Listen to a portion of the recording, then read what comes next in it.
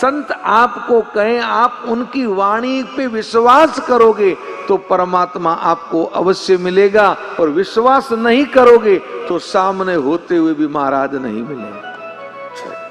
शंकर समझाते रहे कि ये ब्रह्म है, पर सती ने शिव की बात मानी नहीं तो प्रभु को जान नहीं पाई, और सुग्रीव ने हनुमान जी की बात मानी तो राम जी से मिलना हो गया। राशि दोनों की एक ही है, सती और सुग्रीव एक ही राशि के हैं।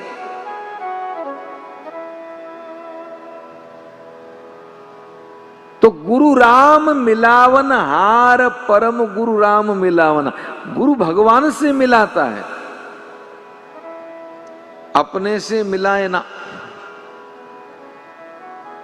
एक मीडिएटर का काम करता, मध्यस्था। साधक ईश्वर, साधक को परमात्मा का स्वरूप समझा कि कह देता ये है, इसको पाने का तरीका ये है। अब वो साधक करें न करें उसके ऊपर है। पर हमारे समाज में एक ऐसी स्थिति है कि गुरु तो बना देते हैं, गुरु बनाने के बाद में निश्चित हो जाते हैं गुरु जी बना दिए, अब हमारे तो क्या करना, हमारा तो बस गुरु बन गए। हम मारवाड़ी में के नुगरे हुगरा होगा। पर बनाने से कुछ नहीं होता है, बनाने के बाद में निरंतर गुरु के संपर्क में रहें और गुरु से निवेदन करें कि जगत से पार कैसे हो, आप हमें मार्ग बताएं। अब जब कभी गुरु जी के पास जाके बैठे ही नहीं, 12 महीने में 2-3 बार हाय हलो हो, कैसे हो महाराज जी, ठीक हो, प्रणाम प्रणाम, हाँ कुशलता पूछी, मिले हाय हलो में। हाय हलो में परमात्मा नहीं मिले, जगत ही नहीं मिलता। हाय हलो में परमात्मा तो क्या खाक मिले महाराज। ऐसे आप संपत्ति कमाते हो मनोज जी, आदमी कितनी मेहनत से पैसा कमाता कि नहीं कमाता। एक ही बेटा है, अब उसको पता मेरे मरने के बाद संपत्ति सब इसी की है, लेकिन अगर वो बेटा उसको सही ढंग से नहीं खर्च करता तो बाप देता है उसको पैसा? जोर से बोलिए, नहीं देगा। जो पैसा उसके साथ नहीं चलेगा उसे बाप बेटे को देता नहीं, जबकि उसको पता संपत्ति का अधिकार इसका ही है, फिर भी नहीं देता। तो कोई संत अपना भजन ऐसे स्वतः ही कैसे दे देगा महाराज? अगर होगा तो देगा, नहीं है तो जय सिया राम। उसके लिए पुत्र को भी अपनी योग्यता सिद्ध करनी पड़ती है। ऐसे ही गुरु से अगर भगवत कृपा पानी है तो शिष्य को भी अपनी योग्यता सिद्ध करनी पड़ती। केवल खाली कंठी पहनने से, मंत्र लेने से योग्यता नहीं सिद्ध होती, ध्यान रखिएगा। हम लोग केवल बना देते हैं और ऐसा हमारे समाज में चलता रहता है। अब गुरु जी को पता नहीं, थोक में चेले बने हुए, कितने चेले महाराज, पता ही नहीं, लाखों चेले कहाँ है, कौन सा आए ना आए। थोक के भाव में चेले, तो गुरु जी को पता नहीं, तो चेलों को भी गुरु जी को चेलों से मिलने की फुर्सत नहीं और चेलों को गुरु जी से मिलने की फुर्सत। मुझे किसी ने कहा तो महाराज फिर ये शिष्य बनते क्यों और बनाते क्यों? मैंने कहा एक दूसरे को बेवकूफ बनाने के लिए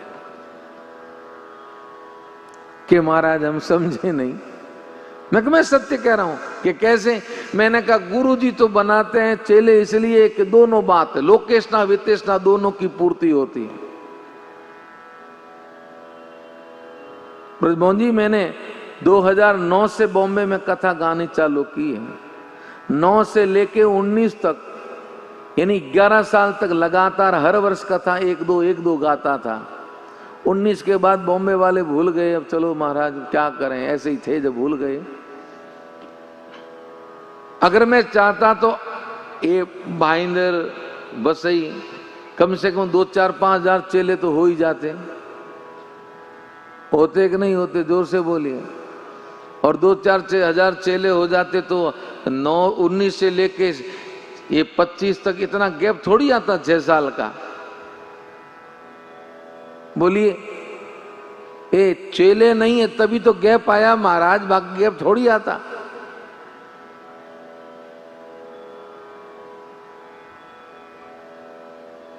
दूसरी बात,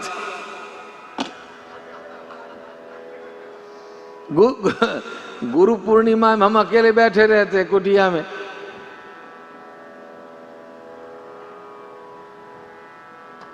हमारे संस्कार चैनल के सीईओ कहते महाराज आपका भी गुरु पूर्णिमा का कोई प्रोग्राम देना। मैंने कहा किसका दे, हम अकेले बैठे हैं।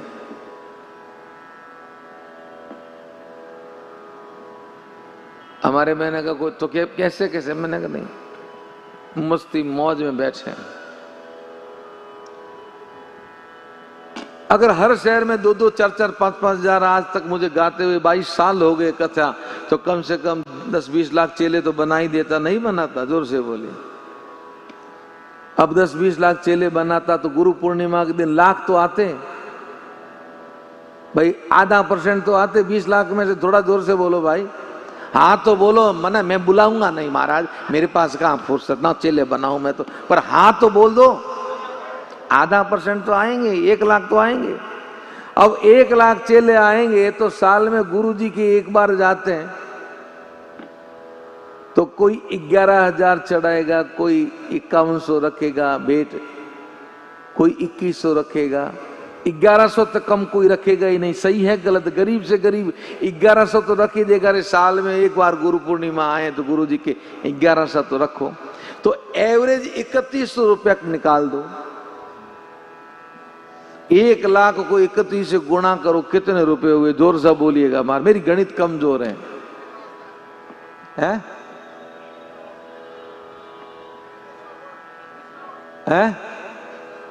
हाँ, लो अब बताओ, ये फैक्ट्री वाला ही नहीं कमा सके।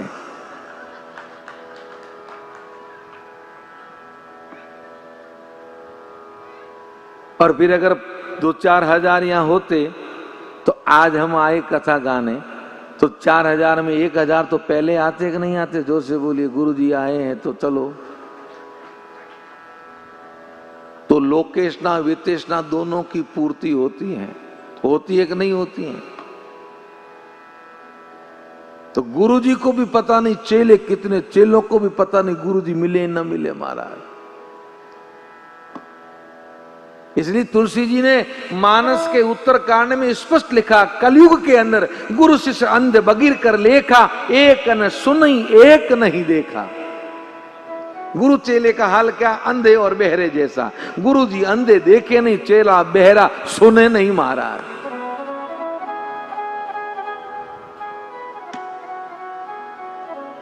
पर गुरु कौन है?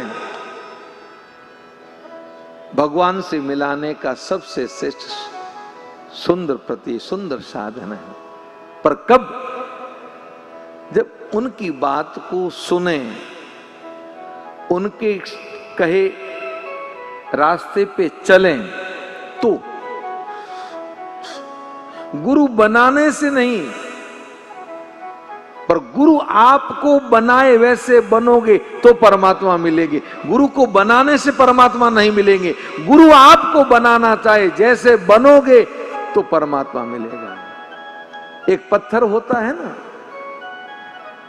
तो पत्थर के ऊपर एक शिल्पी छेनी और हथौड़ी लेके बैठता है और वो चोट का प्रहार करता है हथौड़ी से और छेनी से खोदेरता है चोट का प्रहार कर करके। अगर वो पत्थर 2 हथौड़ी सहन न करके टूट जाए तो उस पे फिर वो शिल्पी ध्यान देगा? जोर से बोलिए। नहीं, पर वो पत्थर उन चोटों को सहन करेगा। सहन करते करते वही पत्थर एक सुंदर स्वरूप आकृति ले लेगा और वही विग्रह एक दिन मंदिर में लग के सब क्या पूजा का आधार बनेगा और ईश्वर के रूप में पूज्य हो जाएगा। कैसे पूज्य होता है? उसने वो चोट को सहा है। ऐसे ही जब कोई शिष्य सदगुरु के वचनों की चोट को सहता है और चोटों को सह सह के, और जब उसके अंदर एक सुंदर आकृति, उसके विकार निकलते हैं, निकलने के बाद में भगवान का भजन जब जीवन में आता है तो वही शिष्य निखर के जगत में पूज्य बनता है। बाकी महाराज ऐसे कोई पूज्य थोड़ी होता है, उसका लोग सम्मान करते हैं। इसलिए भगवान से भी ऊंचा स्थान गुरु का है। पर किस गुरु का? मनोज जी, कौन से गुरु का? जो गुरु अपना सर्वस्व अपने शिष्य को दे।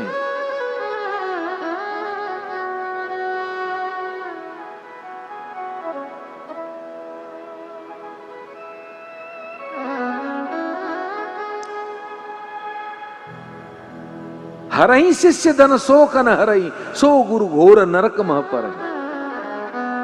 शिष्य से भेंट लेने का ही भाव रखे ना, शिष्य के शौक को हरने का भाव रखें तो शिष्य बनाने का गुरु को अधिकार है। इसलिए गोस्वामी जी ने राम जी को नहीं, शंकर जी को नहीं, हनुमान जी को नहीं, मानस की पहली पंक्ति में गुरुदेव को वंदन किया है।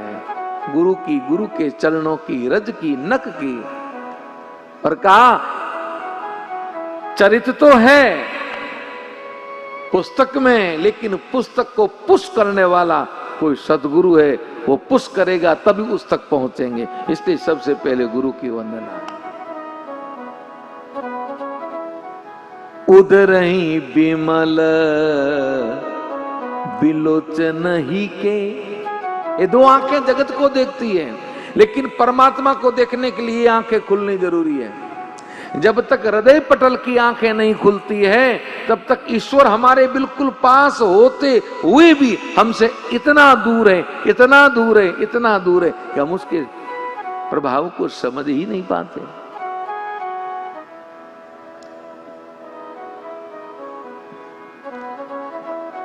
जीवन पूरा बीत जाता है महाराज,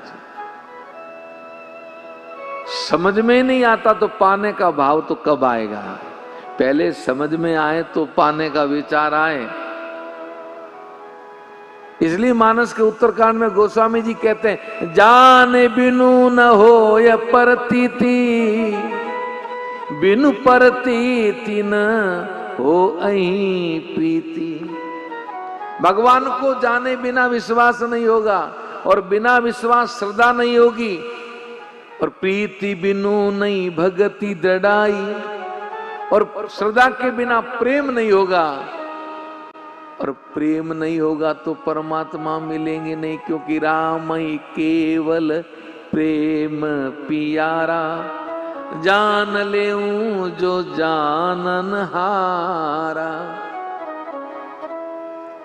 गोस्वामी जी ने इसलिए सबसे पहले गुरु वंदना की, ब्राह्मणों की वंदना की, साधुओं की वंदना की, संतों की वंदना की, असंतों की, भूतों की, प्रेतों की, पिशाचों की। कोई पीछे रह न जाए, इसलिए एक पंक्ति लिख दी, आखिर 4 लाख 84।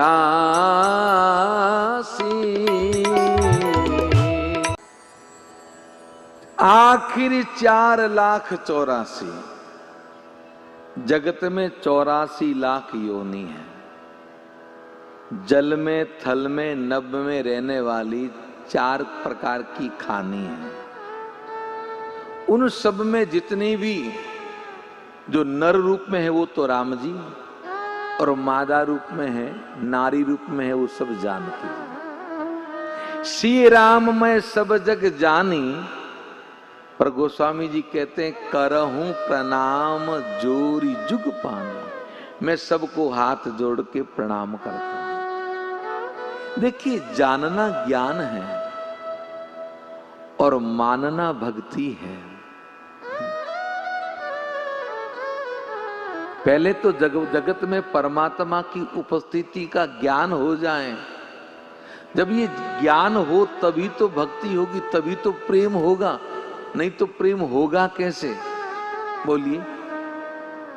हम भगवान के मंदिर में भगवान की उपस्थिति को मानते हैं। मानते हो कि नहीं मानते हो? जोर से बोलिए। मानते हो ना? इसलिए मंदिर में जाते हो तो प्रणाम करते हो, मंदिर की दीवार पे कहीं थूकते नहीं हो, मंदिर में गंदगी नहीं करते हो। सही है गलत है? क्यों? यहां भगवान है। पर क्या किसी पत्थर को भगवान, किसी पत्थर में भगवान देखते हो? नहीं देखते हो। जबकि भगवान तो हरिव्यापक सर्वत समाना, कण कण में उसका है, एक एक कण में विद्यमान है। अगर कण कण में परमात्मा उपस्थित है, ये ज्ञान हो जाए, ये पता चल जाए तो ज्ञान है। लेकिन पता चल गया पर उसे जब तक स्वीकार न करें तब तक प्रेम नहीं होगा। स्वीकार करना भक्ति है। हम अवसरवादी हैं। देखिए मेरी बात को अन्यथा न लें। जैसे बच्च बारस आती हैं माताएं, आप करती है ना, व्रत करती है ना, भादु पक्ष की द्वादशी, शुक्ल पक्ष द्वादशी को बच्च बारस बोलते हैं, करती है ना व्रत। उस दिन ये सब माताएं बछड़े वाली गाय को ढूंढती है महाराज। अब मुंबई में पहली बात गाय मिले कहां महाराज, पर फिर भी ढूंढती है, यन कैन प्रकैन कहीं कहीं। माताओं को पता ही ये वाया वाया पता कर लेती है महाराज। ये गाय को ढूंढ लेती है। गाय को ढूंढ के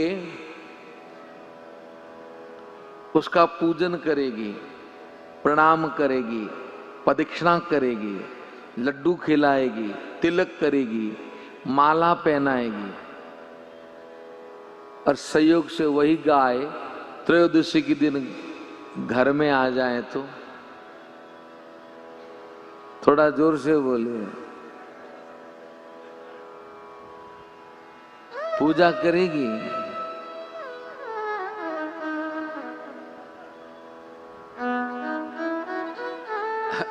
हम लोग अवसरवादी है महाराज।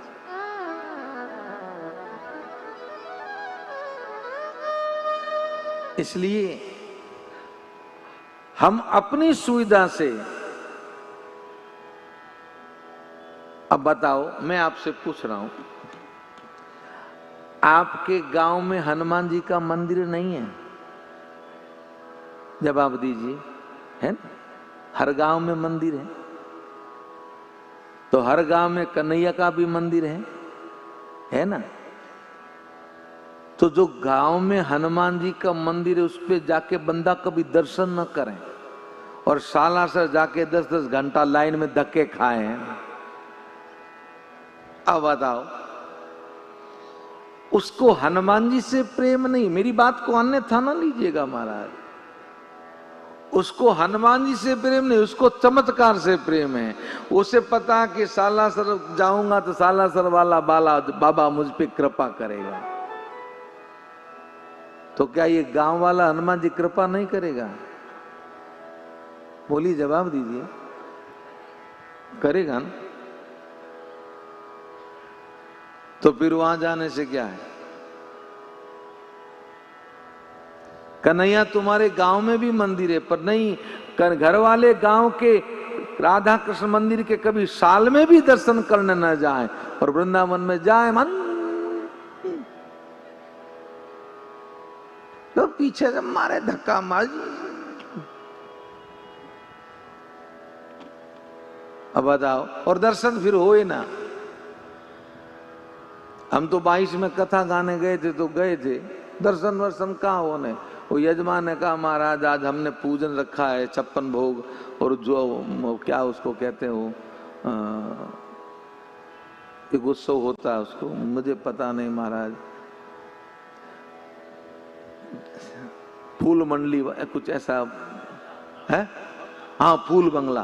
वो फूल बंगला भी हमारी तरफ से है और 56 भोग भी है। आप आज चले, चलो।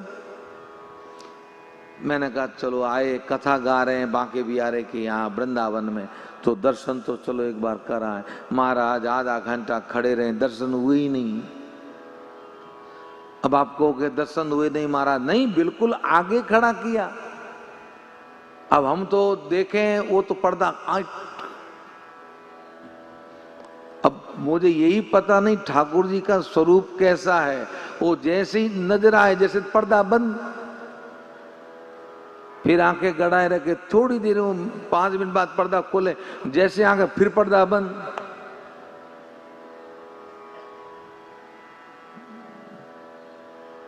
आधा घंटा खड़े रहे, फिर हमें वो यजमान ने कहा महाराज क्या आनंद आया? मैंने कहा आ गया, बहुत आया, चलो।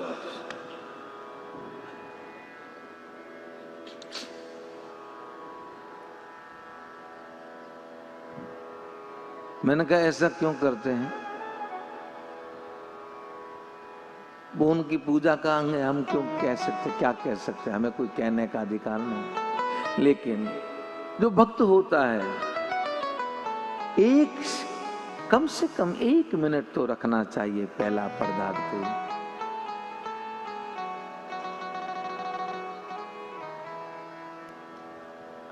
तो कम से कम उसकी उस सामली स्वरूप सुलोनी सूरत को थोड़ा निहार तो लें।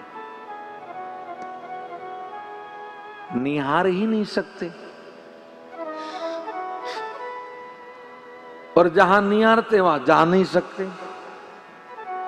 जहां कन्हैया बैठा, बेटा देख तेरे मन में आए जितना दर्शन कर, नहीं यार तो क्या दशा। अब बताओ महाराज, ये दशा है हमारी? नहीं है तो बताओ।